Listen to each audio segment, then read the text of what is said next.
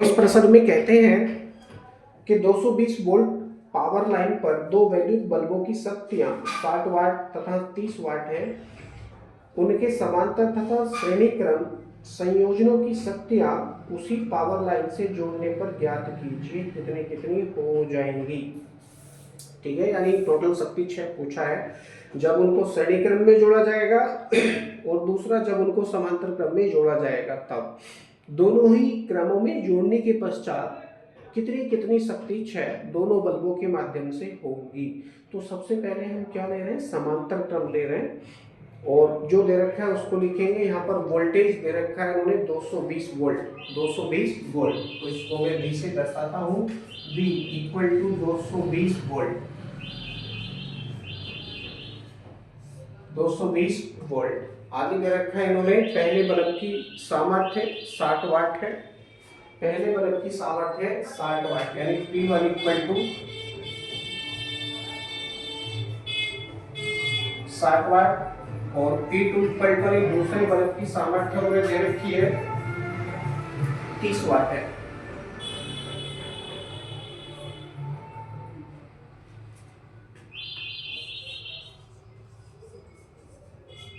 तीस वाट, ठीक है। अब हमारे पास में क्या नहीं है, उनका प्रतिरोध नहीं है। जब उनको समांतर क्रम में जोड़ेंगे, देखिए मान लो पहला बल्ब को ये हो गया,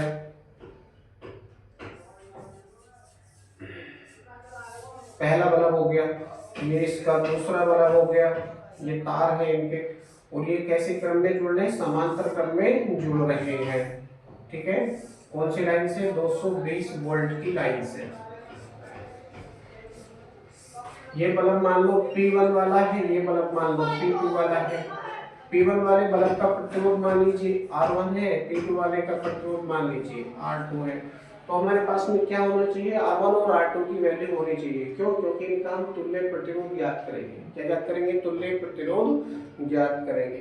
तो तुल्य प्रतिरोध ज्ञात करने के लिए दोनों बल्बों का अलग अलग प्रतिरोध हमारे पास होना चाहिए। तो लिखेंगे दोनों बल्बों का प्रतिरोध।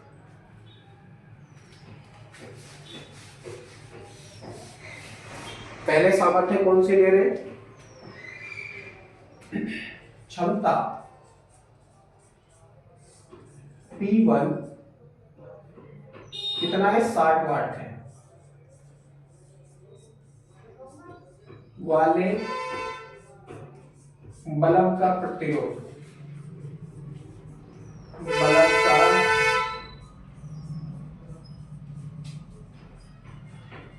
प्रतिरोध क्या सूत्र है, देखिए P equal to V square बटे R होता है भैया, याद रखेंगे। तो R इक्वल टू क्या हो जाएगा, R इक्वल टू हो जाएगा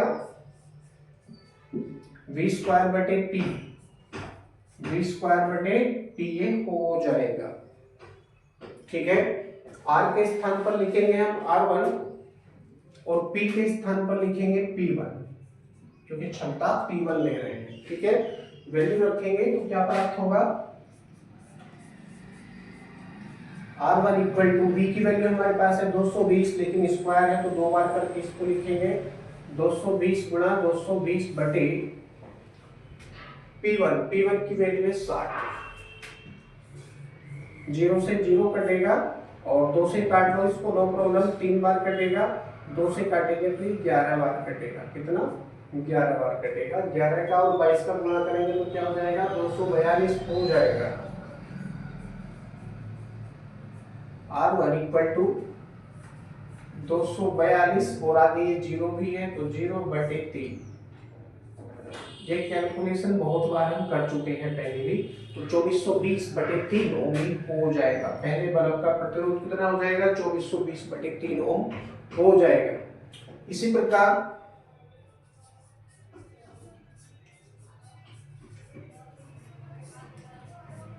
प्रकार क्षमता P2 वाले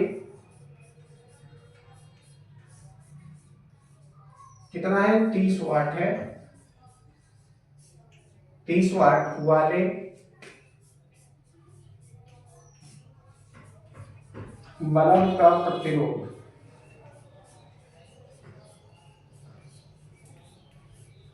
इसको भी हम याद कर लेते हैं। क्या हो जाएगा, R2 इक्वल टू सेम सूत्र है V स्क्वायर बटे P2, यदि करेंगे तो प्राप्त होगा R2 इक्वल टू, अब देखिए v का क्या है, स्क्वायर है, तो दो बार करके इसको लिखेंगे 220 गुणा 220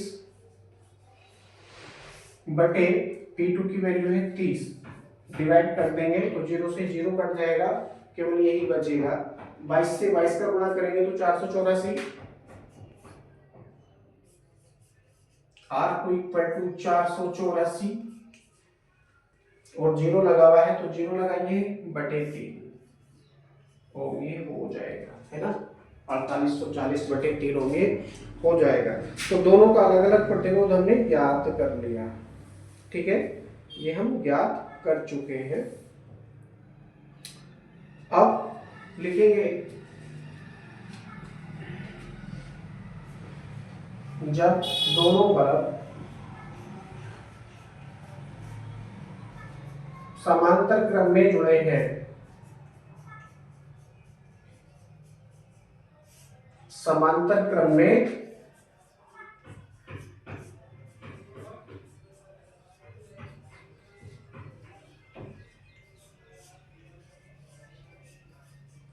जब दोनों बल्ब समांतर क्रम में जुड़े हैं तब उनका तुल्य प्रतिरोध, उनका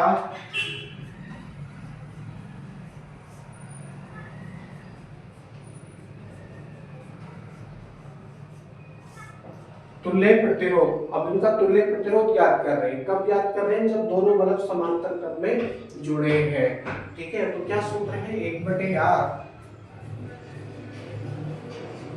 बराबर 1/R1 प्लस 1/R2, है ना, यही तो सूत्र है। कर लेंगे तो क्या हो जाएगा, 1/R बराबर R2 यानी R1 प्लस R2 बटे, एलसीएम लेकर हम इसको हल कर रहे हैं, बटे R1 इंटू R2, कुछ इस तरह से ये हो जाएगा।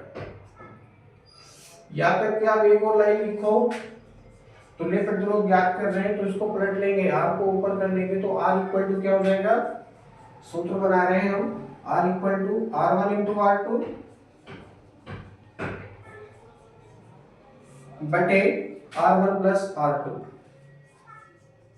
R1 प्लस R2, ये हो जाएगा। अब R1 की वैल्यू R1 के स्थान पर, R2 की वैल्यू R2 के स्थान पर हम रखेंगे और कैलकुलेशन करेंगे, जो भी आएगा वो तुल्य प्रतिरोध हो जाएगा। रखेंगे तो क्या प्राप्त होगा, R इक्वल टू R1 की वैल्यू है 2420 बटे 3, इसको थोड़ा और बड़ा करके लिखते हैं नीचे,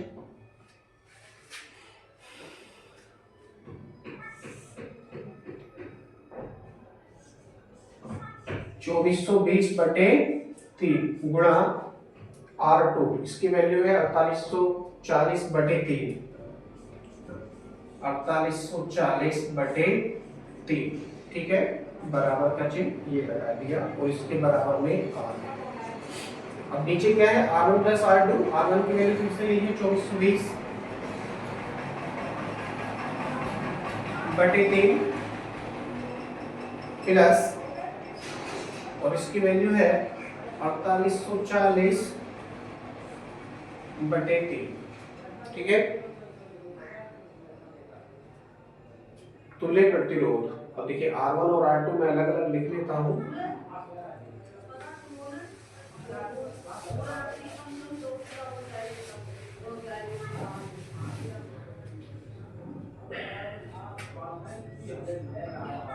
R1 इक्वल टू 2420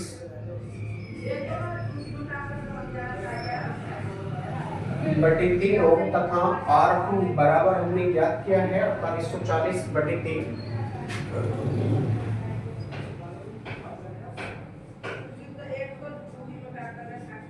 ओके, ये हमने लिख लिया। अब मैं इसको साफ कर सकता हूँ, नो प्रॉब्लम।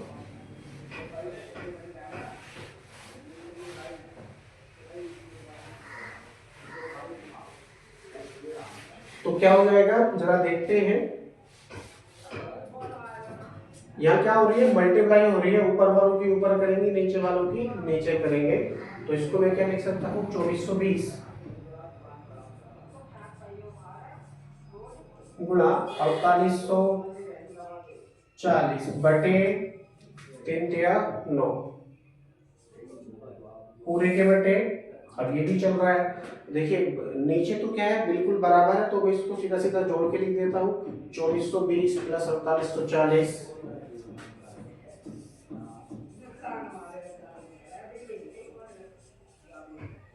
पूरे के बटे 3 बराबर 8। ये चल रहा है। मैं इसको कुछ इस तरह से करके भी लिख सकता हूँ।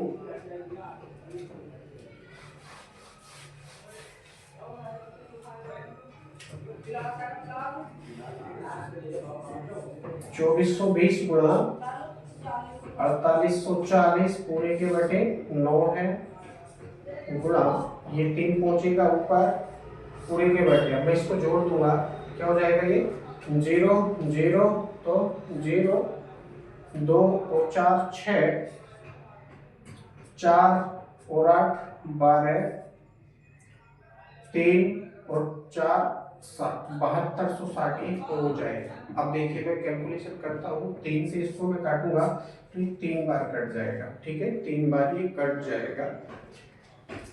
इस 0 से 0 काट दीजिए। अब इसको मैं 2 से काट देता हूँ, 2 से काटूंगा तो ये 36 दूनी 72 363 बार कटेगा। और मैं इसको काटूंगा 2 से तो ये क्या बार कटेगा 242 बार कटेगा, 242 बार। ठीक है, अब कुछ मैं इस तरह से करके इसको लिख लेता हूँ। 2420 गुणा 242 बटे 3 बचा हुआ ये, गुणा ये तो पूरा कट गया 363 ये है 363। अब देखिए मैं 121 से काट देता हूँ, सॉरी 121 से नहीं, मैं 11 से काटने का प्रयास करता हूँ। 11 से मैं काटूंगा तो 11 क्या 33 और 11 क्या 33, 11 से मैं इसको काटूंगा तो 11 दूनी 22 और 11 दूनी 22। फिर मैं 11 से काट देता हूँ, 11 क्या 33 और 11 दूनी 22। ठीक है, ये इतना प्राप्त हमको होगा। 2420 ऊपर 2 है और नीचे क्या है 3 और 3 9 है। अब ये कटेगा नहीं, ऐसे ही ये रहेगा, तो मैं इसको ऐसे करके लिख देता हूँ। यानी R इक्वल टू क्या प्राप्त होगा 2420 का 2 से गुणा करूंगा तो 4840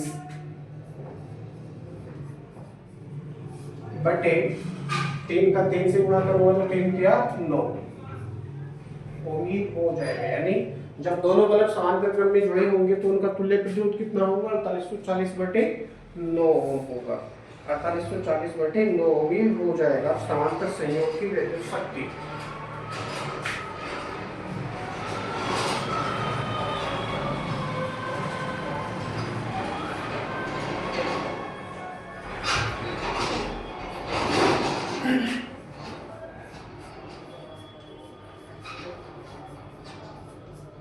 विद्युत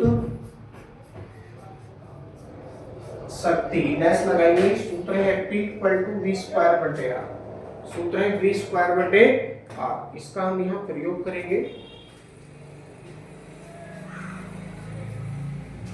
V की वैल्यू आपके पास में है 220 रखेंगे, तो 220 गुणा 220 बटे R की वैल्यू है 4840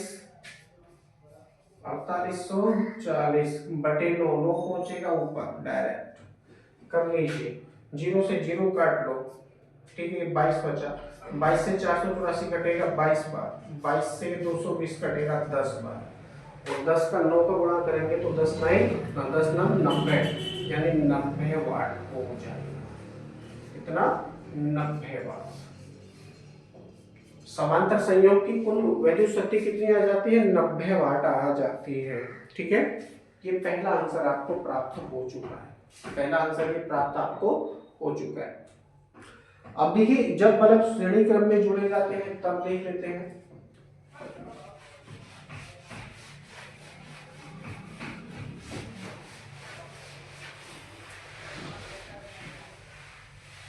सेकंड कंडीशन है श्रेणी क्रम वाली, लिखेंगे जब बल्ब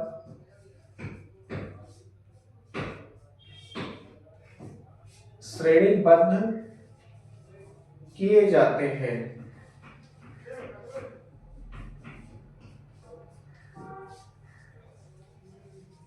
तब उनका तुल्य प्रतिरोध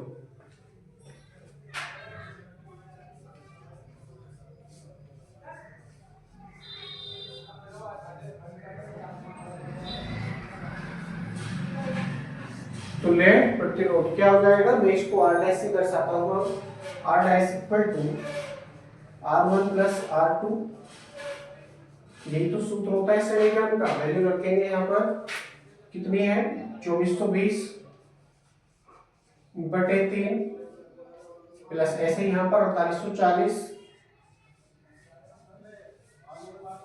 बटे 3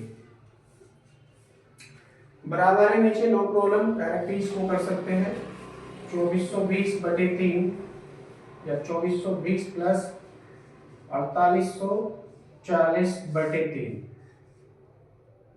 कर लेंगे तो क्या प्राप्त होगा? 0 6 2 7 बटे 3, यानी 7260 ये हो रहा है। 7260 ये हो रहा है। मैं इसको 3 से डिवाइड कर दूंगा, नो प्रॉब्लम। तो ये कितना प्राप्त होगा? आर इक्वल टू या आर डैश इक्वल टू 24/72 यानी 2420 ओम। 2420 ओम।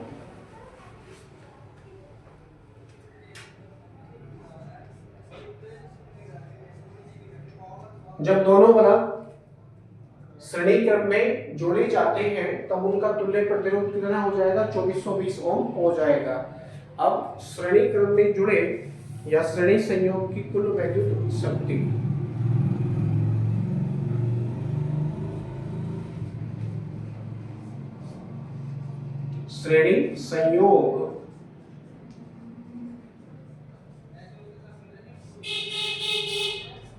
श्रेणी संयोग की वैद्युत शक्ति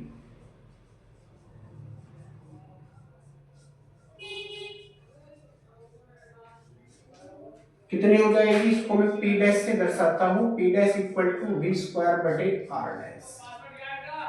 V स्क्वायर बटे R डैश, क्योंकि श्रेणी क्रम में भी और समांतर क्रम में भी जो वोल्टेज है वो परिवर्तित नहीं होता है, बिल्कुल बराबर है। 220 वोल्ट है, पहले भी 220 वोल्ट, बाद में भी 220 वोल्ट है, तो ये परिवर्तित नहीं हो रहा। तो V के स्थान पर V रहेगा, यानी 220 स्क्वायर है तो 220 गुणा 220 बटे R डैश। R डैश की वैल्यू है 2420। कितनी? 2420। अब मैं इसको देखिए 11 से 0 से 0 काट लो पहले तो।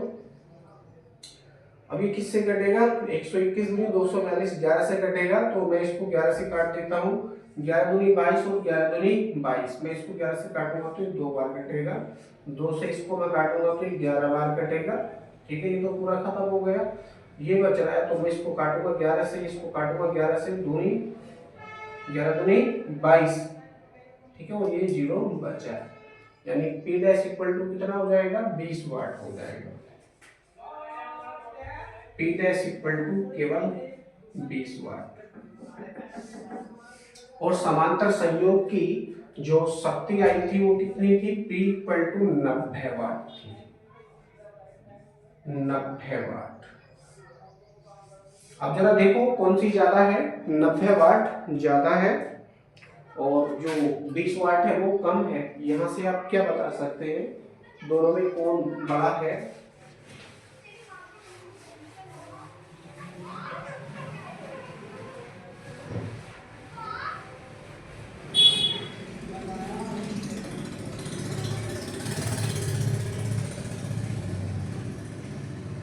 अतः समांतर संयोग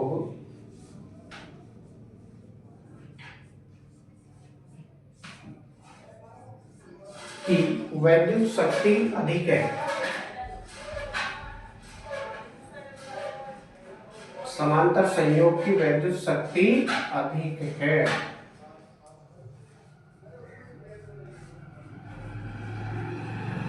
अधिक है तो कैसे लिखेंगे इसको? P greater than P dash. P greater than P dash. यदि शक्तियों का अनुपात पूछ रहे हैं तो